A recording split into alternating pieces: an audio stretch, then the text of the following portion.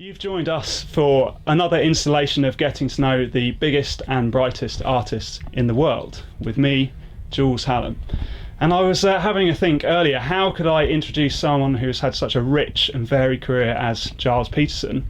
So I just thought I'd say, Giles, it's such a pleasure to meet you today. Thank you so much for joining us. Well, looking at your career as a record exec, we spoke to Ghost Poet earlier on this year, and he's done amazingly well this year for Brownswood and himself. Yeah, it's been a good year. It's been really, really great.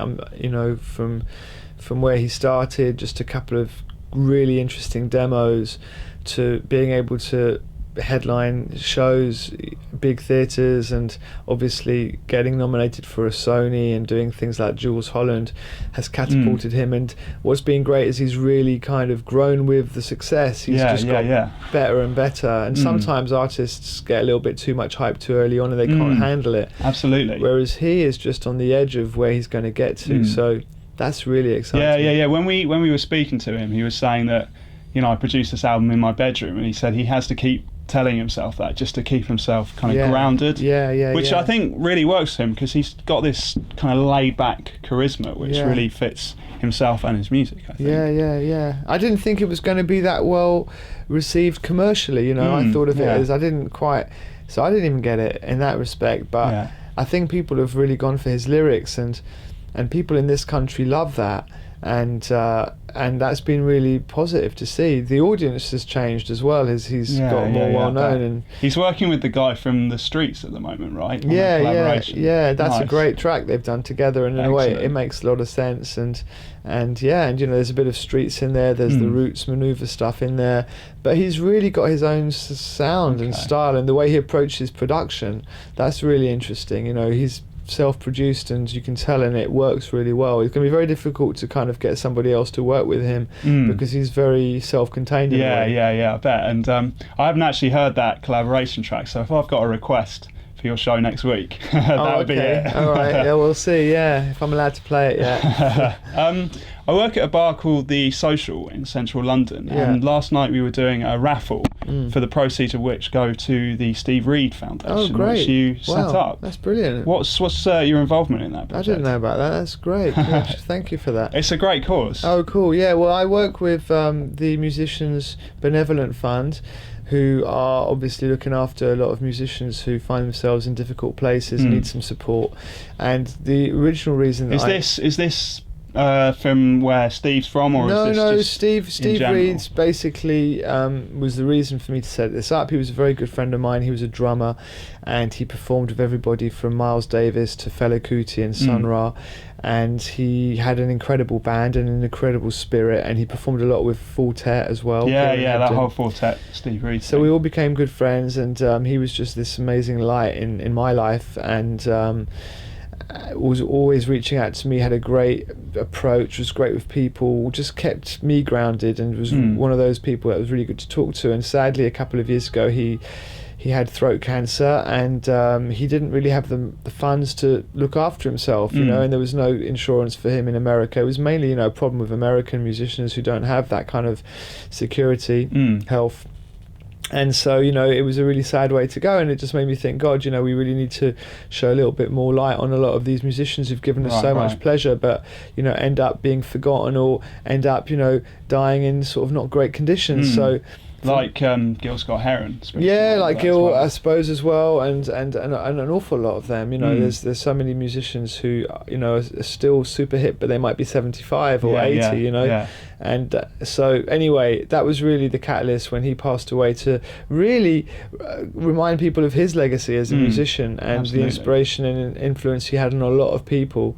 So that's why I did it. So it's been going well. We're just about to put out a record, actually, which is which Full Tet has done a mix of, which is a version of an old Steve Reed track called Lines of Judah. I ran the marathon. I'm doing the Tokyo Marathon next April as well. How did you find the marathon? It was amazing, probably the best experience of my life, really. Yeah, it was just incredible, running in London, and being somebody who has always been jealous of runners as I walk out of a club at 8 in the morning. I've always been, I want to be that. I don't want to be where I am. Oh God, the worst thing from the whole late night scene is seeing like real people the next day who are just going out about their business, and you're like, I've been up all night. I know, it's hard. And you're doing the Tokyo one as well. Yeah, in February, which is quite soon. So are you in training for that? I smoke and drink and train at the same time. I'm a bit, Jesus, you're a machine, Giles. I'm a bit strange like that. But no, I am actually. I've got to do a half marathon in 3 weeks' time, Bedford half marathon, and yeah, I'm ready for it. I did a half marathon a couple of days ago, so I'm up to 13 miles quite comfortably, which is good. Wow. That is quite something. You say it so casually.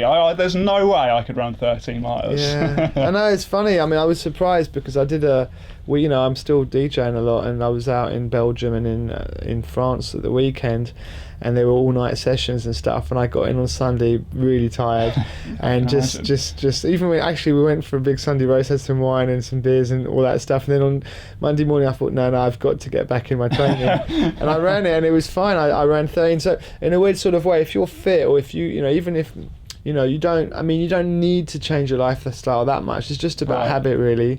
Okay. Obviously, it helps if you can just drink water and eat organic food and avoid sugar and gluten and all that stuff. How the hell did you go out on like a bender and DJing all weekend and then run the next day? I must admit, God, I'm you're surprised. A machine, I'm surprised as well. But no, yeah. So anyway, that's what I'm doing it for. It's been good to kind of boost me and get me give me some sort of a new challenge. And it's been really, really great. I saw a tweet from you quite recently saying, God, I need to set up a venue in London because a lot of the venues don't have great sound systems. Definitely. Where are we thinking? Would you go back to Camden or maybe up in your neck of the woods? Anywhere really. I mean, is this a serious interest? Or is sort of. Yeah. I mean, it's more frustration because I play all over the world, and most cities have got one club that I can go to and it's going to be amazing, and I can just play for 8 hours and the sound system's going to be incredible, not just on the dance floor but also in the monitors, and it's just a great experience. And suddenly here in London you've got some great clubs like Fabric and Ministry who've got really good sound, but in a way those audiences aren't really made for DJs like me. Yeah. Whereas a club like Plastic People is, and I just need to find a new place. In Japan they've got some great clubs. I was in the Middle East they had some great clubs. In the States they got great clubs. In France and Germany. So we are this place, this hub of great music and culture and dance music and everything that comes out of the UK. But at the moment I don't think there's a club for like 400 or 500 people where you can go in there and have that sort of proper New York experience where the DJ can play, where it's either very big venues or very small venues, and in a way there's no real middle ground. No real middle ground. So we'll work on it. I think it's something to be done. It's definitely something I want to do. I want to find a place. I mean, there are some good places in London. You've got your East Villages, and you've got a lot of people with the right attitude, and they're trying their best to sort of they understand the culture. I think sometimes in London there's a lot of clubs that tend to be chic or hip for a day, but the people who run them don't really have they're not big music heads. They don't really care enough about the music and the culture. So in a way I think it just needs, that's why Plastic People is great, because absolutely. Because Ade understands, Charlotte understands, all the people who work there understand, they're into it. So Theo Parrish, when he comes to town, he can go and play there, and it's the same for me. That's where I play. It's funny you say Theo Parrish, because the first time I'd experienced a proper DJ night was Theo Parrish's first night at Plastic People, and it was one of those experiences which was just like I was so taken aback and like wrapped up in it. I'll always remember that night, the Plastic People, Theo Parrish, that whole atmosphere. Yeah, he's incredible. Yeah, so we'll see. I'm doing a party at Christmas actually on the 16th, is it the 16th? 17th of December, it's the Friday, and we're doing it at the what's the place called, the Empowering Church on London Fields. That's a really good venue. So okay, I don't think I know that one. Yeah, it's a really good one. Okay. For that party at Christmas we're going to put a big fat sound system in there, and it'll be a really good night, I think. Fantastic. Well, Giles, thank you so much for being so forthcoming with us today. Cool. Here's a guy whose DJ age is probably 35, I'd say, who can drink all weekend and DJ and then run the next day and run marathons. So, there you go. God. I'll drop dead in a minute. Thank you for joining us. Cheers. Mate. Thank you.